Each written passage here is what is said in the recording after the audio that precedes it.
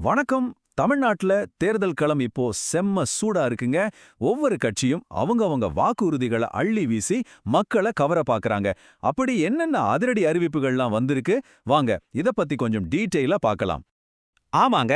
தேர்தல் நேரம் வந்தாச்சுனாலே பரிசு மழைதான். அரசியல் கட்சிகள் மக்கள் மேல வாக்குறுதிகளை அள்ளி தெளிக்க ஆரம்பிச்சிட்டாங்க. இது வெறும் வார்த்தைகள் இல்ல, ஒவ்வொரு குடும்பத்தோட வாழ்க்கையிலையும் ஒரு தாக்கத்தை ஏற்படுத்தக்கூடிய அறிவிப்புகள். இந்த வாக்குறுதி போருக்கு பின்னாடி என்ன இருக்கு, வாங்க பாப்போம்.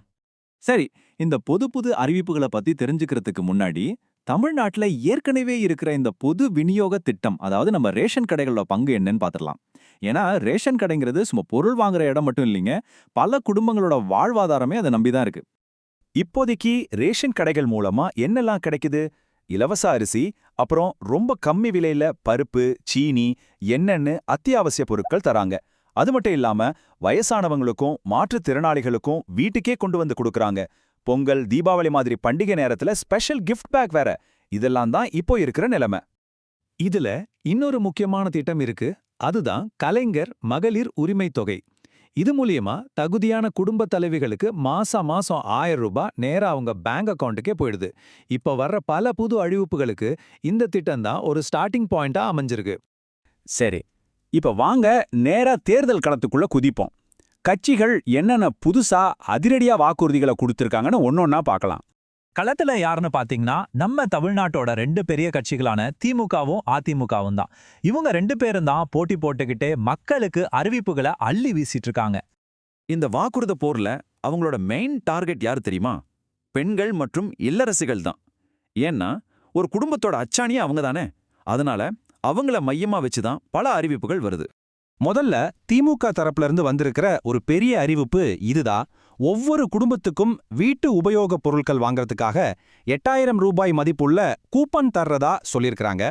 இதுக்கு பதிலடி கொடுக்கற மாதிரி அதிமுக இன்னும் ஒரு படி மேல போய் ஒவ்வொரு குடும்பத்துக்கும் நேரா கையில 10,000 ரூபாய் பணமா தரதா அறிவிச்சிருக்காங்க. கூப்பனா இல்லாம நேரடியா பணத்தை கொடுத்து மக்களை கவர இது ஒரு முயற்சி. சோ இந்த 2 அறிவிப்புக்கும் இருக்கிற வித்தியாசத்தை கொஞ்சம் பாருங்க. திமுக சொல்றது 8000 ரூபாய்க்கு கூப்பன், அதை வச்சு நீங்க ஃப்ரிட்ஜ், மிக்சினோ வாங்கிக்கலாம். ஆனா அதிமுக சொல்றது கையில கேஷா 10,000 ரூபாய். அது மட்டும் இல்லாம திமுக இப்போ கொடுக்கிற மகளிர் உரிமை தொகையை 1000லிருந்து 2000 ஏத்துறதாவும் சொல்லியிருக்காங்க. அதாவது மாசம் ஒரு வருமானம். இந்த வாக்குறுதிகள் வெறும் பணம், பொருளோட நிக்கலைங்க. வீடு, படிப்புன்னு அடுத்த கட்டத்துக்கும் போகுது. அது என்னன்னு பார்க்கலாம் வாங்க. இங்க தான் 2 கட்சிகளோட அணுகுமுறையில இருக்கிற வித்தியாசமே தெரியுது.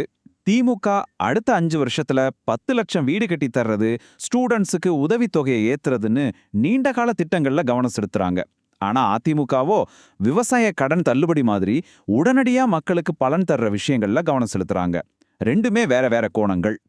சரி, எவ்வளவு போட்டி போட்டு அறிவிப்புகளை அள்ளி வீசுறாங்களே, இது எல்லாம் பார்க்குற வாக்காளர்கள் மனசுல என்ன ஓடிட்டு இருக்கோம்?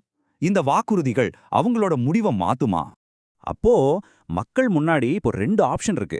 ஒன்னு, திமுக சொல்ற மாதிரி வீட்டுக்கு பொருள், மாசம் பணம், அப்புறம் வீடு, படிப்புன்னு ஒரு லாங் டேர்ம் பேக்கேஜ். இன்னொன்னு, அதிமுக சொல்ற மாதிரி மொத்தமா ஒரு பெரிய அமௌண்ட், அப்புறம் கடன் தள்ளுபடிங்கிற உடனடி நிவாரணம். மக்கள் எதை நோக்கி போவாங்க? ஒரு விஷயம் மட்டும் ரொம்ப தெளிவா தெரியுது.